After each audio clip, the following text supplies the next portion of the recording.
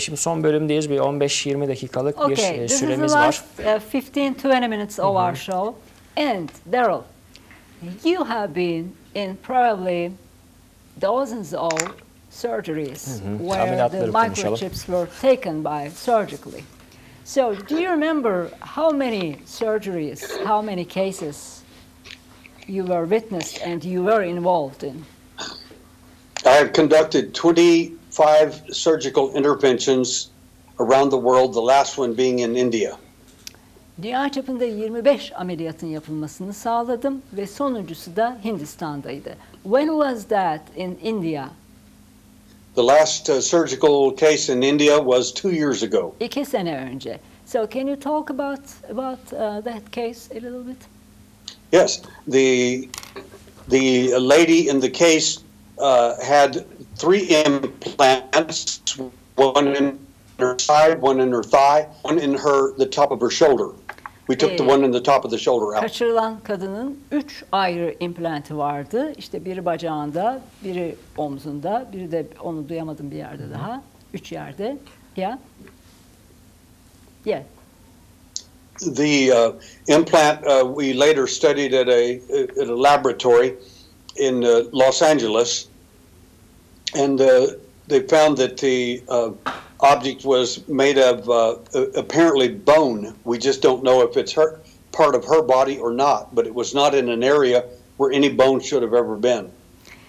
Daha sonra çıkartılan implant Los Angeles'ta bir laboratuvarda analiz edilmiş ve kemikten yapıldığı ortaya çıkmış.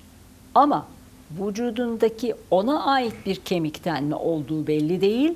Çünkü implantın bulunduğu nokta kemiğin olmadığı bir yer. Yani vücutta kemiğin olmadığı bir bölgeden çıkartılmış. Ameliyatlar pahalı mı? Devam ediyor ama arada da onu sorabiliriz bitirince. Yani Amerikan hükümeti belki bunu yapıyor. And how is the process of that case? We would like to do 2 more surgeries on the lady, but she at this time is not prepared to do that. She lives in another country, so it's difficult for her to travel all the way to India to do this. She lives in another country away from there. Tabii ki seyahat problemleri olduğu için şu anda 2 ameliyat daha yapılması gerekiyor. Fakat şu anda yapılamadı. Here we have that problem in Turkey. As you know, there are many alien abduction cases in Turkey as well, but there is no way to perform a surgery clinically, medically, and to remove the microchip. So, how much does it cost in United States such a surgery? Bizde de böyle olaylar var ama maalesef ameliyatta çıkartılamıyor. Mesela Amerika'da böyle bir ameliyatın maliyeti nedir? Ve ne istiyorlar? Onu da soralım peşine. Yani kıstaslar ne der? Yeah. Many of these surgeries are, the object is just under the skin. It's not very deep. In those cases, we can usually do this for anywhere between $2,000 and $3,000. Mikroçipler genelde çok derinde değil. Derinin hemen altında. O nedenle Amerika'daki bir bütçeyle 2-3 bin dolara mal oluyor bu ameliyatın yapılması. Anladığım kadarıyla operasyon değil, sonrası pahalı. Yani onun araştırılması, ne olduğunun ortaya çıkarılması, bilimsel bir araştırma olduğu için belki bir pahalılık durumu var. What is the process after the surgery? The laboratory research of the implant. What is the steps after the surgery?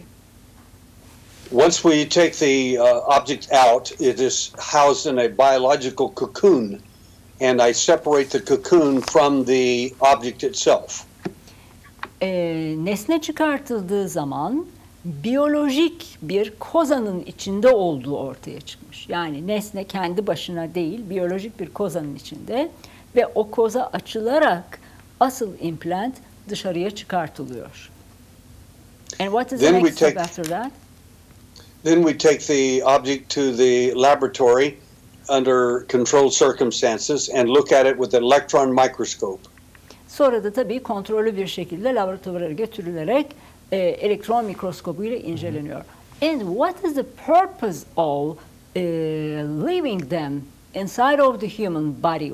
Why they leave, why they implant a microchip in a human? Peki bunun amacı nedir? Yani neden insanlara mikroçip takıyorlar? We think that some of the reasons for this is to alter the neurotransmitters of the human body, like serotonin, dopamine, that sort of thing. Düşüncemize göre insan vücudunda olan serotonin, dopamin gibi bir takım hormonların akışını değiştirmek. Bunu yapmak istiyorlar. Why do they want to do that? Neurotransmitters control your emotions. Any good doctor can tell you if anyone alters your neurotransmitters, they control whether you're happy, sad, depressed, or anything. They control your emotions. Tabii ki bütün bu hormonların akışı, salgılanması insanların hislerini, mutluluğunu, mutsuzluğunu, neşeli olma halini etkilediği için, daha doğrusu kontrol ettiği için ziyaretçiler insanların his durumunu, düşünce durumunu, duygu durumunu uzaktan bir şekilde kontrol etmeye çalışıyorlar. Yeah. Şunu soralım, eğer devam etmiyor herhalde şu anda. Hep çip konusunu konuştuk bugün, ama kaçırılmalarda insan vücudunda daha sonradan görülen belli kınalanmalar diyoruz, belli izler görüldü. Onları neden yapıyorlar? Onunla ilgili tecrübelerini yine anlatır mı bize? Yeah. So I mentioned this to you before, Derrel. We spoke about that many times. In Turkish cases, in the alien abduction cases or contact cases, people find brown-colored substances on their body like a henna. And you also saw them in your cases. What is the meaning of this henna-type brown-colored substance? We think that the henna brown type substance is an indicator that the alien is using something like a substance similar to betadine in a surgical procedure on the abductee. Bizim görüşümüze göre diyor, kaçırılmalarda yapılan herhangi bir cerrahi müdahale veya herhangi bir tıbbi müdahalede bizim tentridiyot kullanmamız gibi, kahverengi biliyorsunuz, ona benzeyen bir madde kullandıklarını düşünüyoruz diyor. Is there any chance to take samples and analyze them in the laboratory of that brown color substance? Or did you ever do that? Yeah, we've not retrieved any brown colored substance. We've only heard of it and seen photographs of it. But many abductees will often wash themselves and get rid of it. And so this is a mistake as far as we are concerned. We need to examine it. Şimdi şu ana kadar bu konuda herhangi bir laboratuvar çalışması yapılmamış. Çünkü kaçırılan insanlar o kahverengi lekeleri yıkayıp onu temizliyorlar. Halbuki temizlenmemesi ve bir örnek alınması gerekiyor. Ama o bir operasyondan, hani tendrit gibi bir şey madde. Ama yani. O zaman şu anlam mı çıkıyor? Yani bir operasyon yaşadı onu yaşayan herkeste evet. mi? Evet. Yani çip ya da başka bir şey oldu. Yani onun başka bir de uygulama yapılmış da olabilir. Tabii tam olarak her şey bilinemiyor. Can alıcı bir soru daha sorayım mı? Buyurun. İnsan ırkı açısından, bunu daha önceki programda da konuştuk, ama fikrini merak ediyorum ve çok yakından da araştırmaları olduğu için de, tanıdığı için de, uzaylılar insan ırkı için tehdit mi? Okay, Mr. Murat has an important question to you. Do you think that extraterrestrial existence is a danger for the human race? It is for some people because some of them don't come back. So, yes, in some respects. In other respects, many people do come back from their events, but usually with damages. Bir anlamda evet tehlikeli olduklarını düşünüyorum diyor. Çünkü kaçırılan bazı insanlar asla geri dönmüyorlar. İşte onlar için tehlikeli olduğu kesin. Bazı insanlar için de yine tehlike var. Çünkü geri döndüklerinde bazı hasarlara uğramış oluyorlar. What kind of a damage is that? some of the things that happen to people. We spoke a man who was a professional runner, runs in races. He had missing time in his running, and he came back with a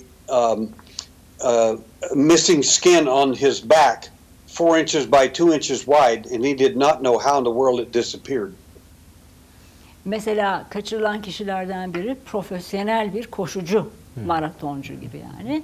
Koşu sırasında kaçırılıyor ve bir kayıp zaman dilimi yaşıyor. O kayıp zamanda neler olduğunu bilmiyor ama daha sonra vücudunun arka tarafında belli bir bölgede kare şeklinde derisinin alınmış olduğunu, yok olduğunu görüyor ki doğal yöntemlerle eğer ki bir düşme sonucunda mesela derisi sıyrılmış olsa kare şeklinde olmayacaktır. Aslında sormak istediğim şuydu. Kaçırılmaları yaşayanlar var. Hatta şu an bir anket yapsanız birçok insan beni de kaçırsınlar diyecek hale geldik. Sorum şu, tehdit anlamında filmlerde de bunun altyapısını çok fazla verdiler. Kaçırılma, geri dönmesi, dönmemesi, çip takması olayı değil. Biz bir istila şeklinde, çünkü teknoloji anlamında çok ileride olduklarını konuşuyoruz. Hatta bazı teknolojik gelişmeleri onlardan aldık deniliyor. Dolayısıyla böyle büyük bir istila, dünya istilası, binlercesi, yüz binlercesi gemiler şeklinde gelip bir dünyanın ileriye dönük insan ırkına karşı bir tehdit görüyor muyuz? O anlamda söylüyorum. Okay.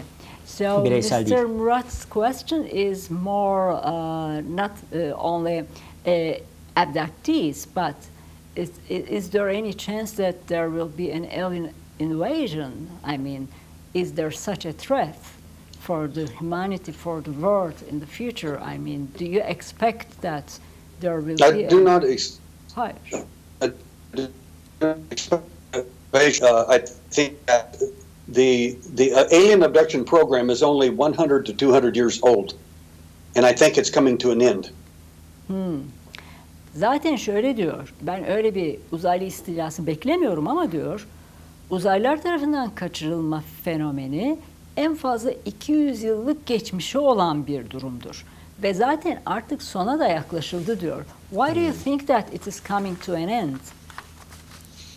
Because in one case where the alien, some higher alien beings were present, they actually told our engineer this.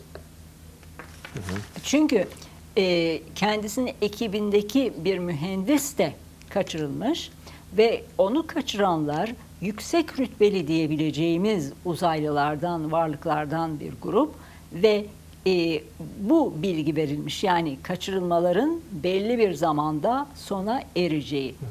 Benim bir sorum var. Tabii 2 dakikamız var. Okay. So this is the last 2 minutes. Benim bir de sorum var, onu da ben sormak istiyorum. So Mr. Murat has one last question to you. İkimizinkini birleştirelim. Peki benzerse. siz buyurun. Kısa cevap alalım. Belki birkaç cümleyle bağlayabilir. Şimdi bir küresel yapıdan bahsediyoruz. Ulus devletler var ve bir salgın var. Dolayısıyla insanlara hep konuşulan şu, biz de bu programlarda konuşuyoruz. Bir korku empoze ediliyor genelde. Bu önceden bir altyapısı yapıldı, bilinçaltı verildi. İşte bununla istilalar konuşuldu ve şu an geçenlerde yine NASA'nın verdiği uzaylıların, UFO'ların olduğu görüntüler var. Hep bir altyapı verildi. Dolayısıyla bir küresel yapı. İşte Ekonomist dergisinin biz kapağına bakıyoruz, orada bir uzaylı istilası resmi var. Yani ileriye dönük onu sordum. Kendisi hayır ben böyle bir şey düşünmüyorum dedi ama bir insanlığı bir şekilde hani bir tek düze hale getirmek için, bir korku pompalamak için böyle bir yapay istila küreselci yapı tarafından bekliyor mu? Okay. So there are some claims obviously in the mass media and we tend to think that there is a New World Order programming is going on, or globalization, something like that. So do you think that a fake alien invasion is going to be used as a pretext or as a false symptom of the future of the humanity? It would be wise for the New World Order to do something like that to try to control a population. It is certainly conceivable.